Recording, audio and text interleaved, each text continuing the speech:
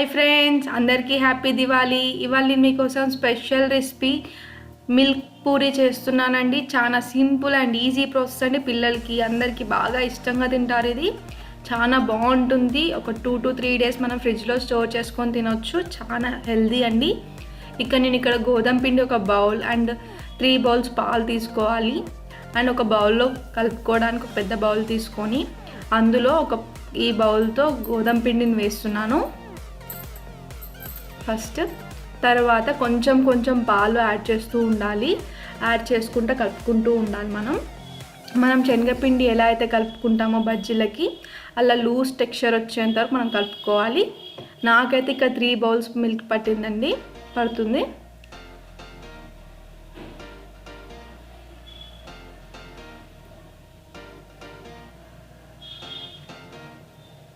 ఇలా కలుపుకోవాలండి. ఈ టెక్స్చర్ ఉండాలి మనకి.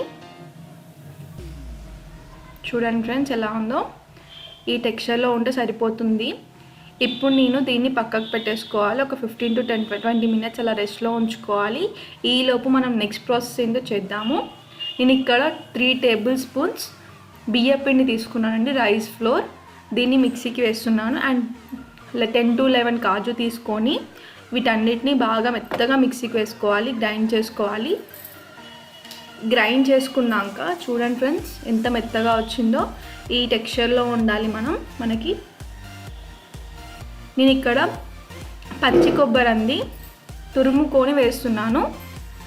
కొంచెం వేసుకోండి. మీకు కొబ్బరి ఎక్కువ ఉండొద్దు అనుకుంటే కొంచెం తగ్గించుకోవచ్చు, ఎక్కువ ఉండాలి అనుకుంటే ఎక్కువ వేసుకోవచ్చు.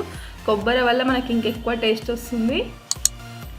ఇప్పుడు దీన్ని కూడా మిక్సీకి వేసుకోవాలి, మెత్తగా గ్రైండ్ చేసుకోవాలి. ఇలా చేసుకోవాలి.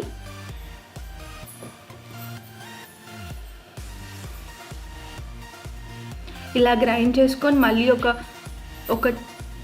3 to 4 tablespoons అలా వాటర్ యాడ్ చేసుకొని మళ్ళీ గ్రైండ్ చేసుకోవాలండి. చూడండి ఫ్రెండ్స్ ఎంత మెత్తగా వస్తుందో.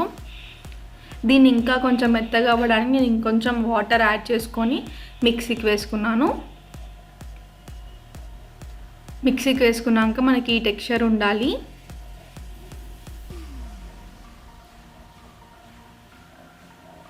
ఇప్పుడు నేను ఇక్కడ లోతుగా ఉన్న ఒక బౌల్ని తీసుకున్నాను. మీడియం ఫ్లేమ్లో ఉంచి మనం ఇందాక ఏదైతే మిక్సీకి పట్టుకున్నాం కదండి, కాజు అండ్ బియ్య పిండి అండ్ కొబ్బరి, వాటన్నిటిని ఇందులో వేసుకోవాలి. బౌల్లో వేసుకున్నాక ఒక 1/2 liter పాలని యాడ్ చేసుకోవాలి.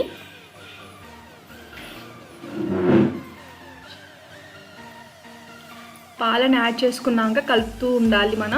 ఇది 3 to 4 seconds ఒకసారైనా కలుపుతూ ఉండాలి. ఎందుకంటే మనకి అడుగంటుతుందండి. అడుగంటకుండా కలుపుకోవాలి ఇది. మనకి ఇందులో బియ్యపిండి కూడా కలిసింది కాబట్టి కిందికి వస్తూ అడుగంటుకుంటూ ఉంటుంది. కాబట్టి అడుగంటుకోకుండా కలుపుకుంటూనే ఉండాలి. ఈ రెసిపీ మాత్రం చాలా అంటే చాలా బాగుంటుందండి. పిల్లలకి చాలా హెల్దీ అండ్ టేస్టీగా ఉంటుంది. చిన్నపిల్లలు బాగా ఇష్టంగా తింటారు ఇది. చూడండి ఫ్రెండ్స్ ఎంత చిక్కగా అయిపోయిందో పాలు. ఈ రకంగా ఉండాలి.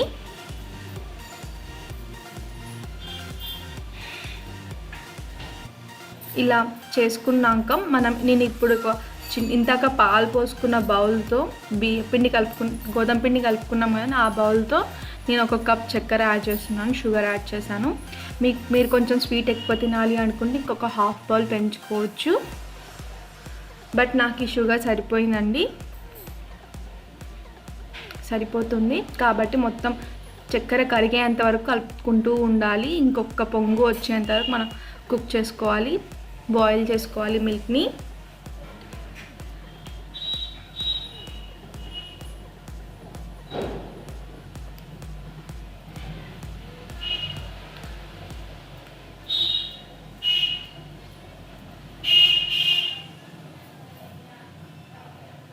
చూడండి ఫ్రెండ్స్ ఎంత చిక్కగా అయిందో. చక్కెర కూడా కరిగిపోయింది.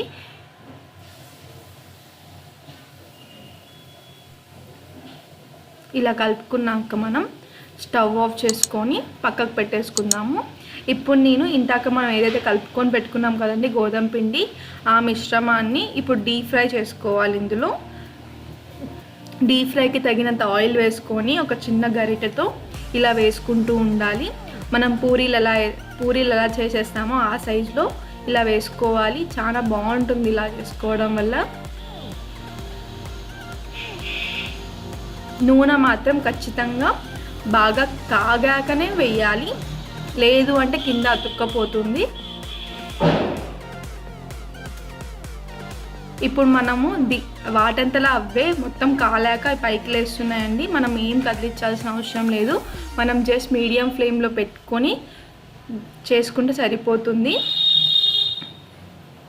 చూడండి ఫ్రెండ్స్, పైకి వస్తున్నాయి, పొంగుతున్నాయి చూడండి.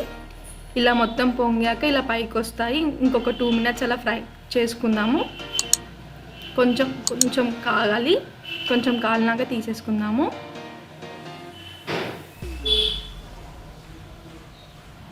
చాలా బాగా పొంగాయి కదండి.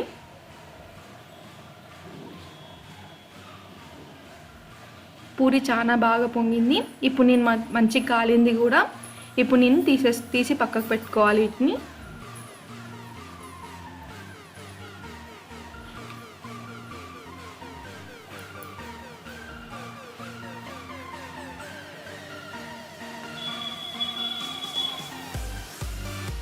వీటన్నిటిని అలా చిన్న పక్కకు తీసి ఒక ప్లేట్లో పెట్టుకుందాము.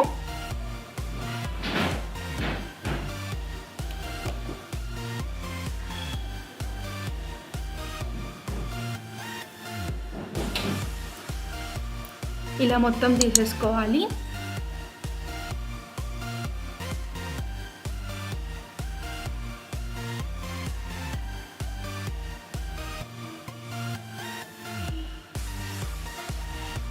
ఇవి వైట్ కలర్లోనే, అంటే కొంచెం కాలనట్టే ఉంటాయండి, ఏం కాదు. ఎందుకంటే మనం పాలు కలిపాం కదండి, అందుకే అలా వస్తుంది. ఇప్పుడు మనం ఇంతకు ఏదైతే మిల్క్ని కుక్ చేసుకున్నాం కదండి, బాయిల్ చేసుకున్నాం కదా, ఆ పాలల్లో ఈ పూరీని వేసి ఒక 2 minutes అలా నానబెట్టి తీసి ఇలా పెట్టుకోవాలి. ఒక ప్లేట్లో అలా స్టోర్ చేసుకోవాలి. ఇలా అన్ని పూరీలు ఆ పాలల్లో వేసి కలుపుకుంటున్నాను. కొంచెం ఉంచుకుంటున్నాను అందులో. ఇలా అన్నీ చేసి పెట్టుకోవాలి.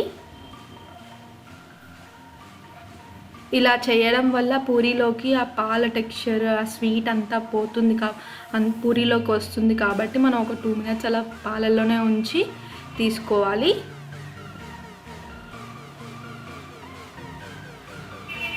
మనకి ఇది తింటుంటే అండి మధ్య మధ్యలో కొబ్బరి తగలడం, పాలు, స్వీట్ చాలా అంటే చాలా టేస్టీగా ఉంటుందండి. స్వీట్ మాత్రం చాలా బాగుంటుంది రెసిపీ. పక్కా ట్రై చేయండి అందరూ. చూడండి ఫ్రెండ్స్, ఇలా అన్నీ తీసి పెట్టుకున్నాను. ఇప్పుడు మళ్ళీ కొంచెం అలా ఆ మిల్క్ని వేసుకోవాలి. ఇంకొంచెం సేపు నానతాయి కదండి. అలా వేసుకున్నాక కాజుతో కానీ బాదం పప్పుతో కానీ అలా గార్నిష్ చేసుకోవచ్చు. మనము కాజుని కానీ బాదం పప్పుని కానీ చిన్నగా గ్రేట్ చేసి వేసుకున్న బాగుంటుంది. ఇంతే ఫ్రెండ్స్, చాలా simple and easy milk puri అండి. చాలా టేస్టీగా హెల్దీ రెసిపీ అండి. పిల్లలకి చాలా ఇష్టంగా తింటారు, పిల్లలకి పెడితే. ఇంతే ఫ్రెండ్స్, మీరు పక్కా ట్రై చేయండి. మా వీడియో